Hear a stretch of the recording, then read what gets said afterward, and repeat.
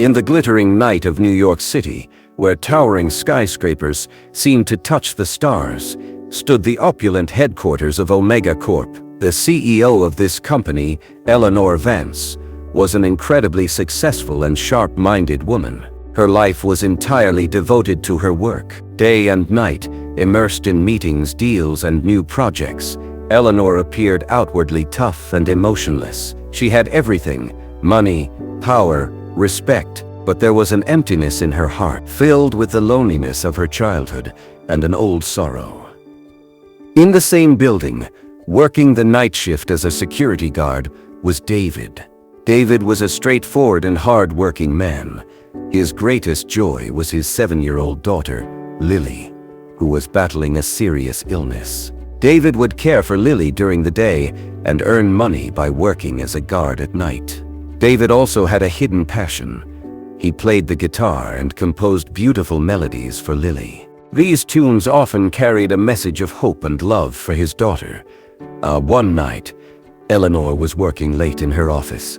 The city lights streamed through the window, and the office was silent. Suddenly, she heard a sweet guitar melody drifting up from below. The tune was so lovely and soulful that Eleanor's attention shifted from her files. She slowly went to her window and looked down. She saw David, who usually had a stern face, sitting at his post, gently playing his guitar and humming. There was a peaceful smile on his face. Eleanor was surprised to see this. She had never seen David like this before. For the next few days, Eleanor started staying late at the office, just to listen to that melody. She found a strange comfort in David's tune, which seemed to fill a small part of her emptiness. One night, as David was finishing his shift, Eleanor approached him. David was a little startled to see her. "David," Eleanor said, her voice as serious as ever, "you play the guitar very well." David was astonished. "Ma'am, I just play for my daughter," he stammered.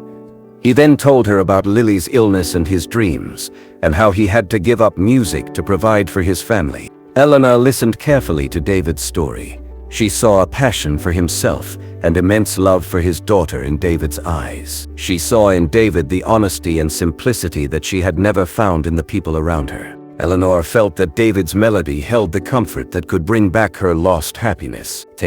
Eleanor made David an offer. She told him that her company was launching a new employee wellness program, and under this program they wanted to fully support David in learning music and getting his daughter's treatment. David couldn't believe it. Eleanor arranged for the best music teachers for David and contacted the world's top doctors for Lily's treatment. Slowly, David honed his musical talent, and Lily's health also began to improve. A unique bond began to form between Eleanor and David. Eleanor was no longer just a CEO, but had become a mentor for David and a loving Aunt Eleanor for Lily.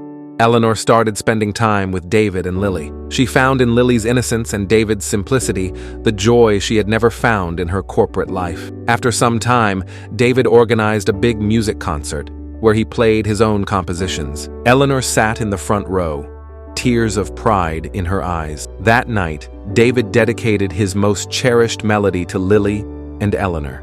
Eleanor realized that David and Lily had filled the void she had felt in her life. She proposed marriage to David, and he happily accepted.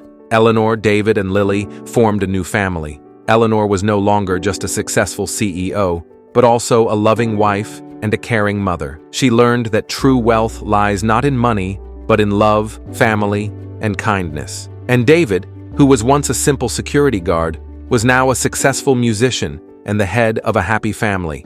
Their story proved that even a small melody of kindness can become life's most beautiful symphony.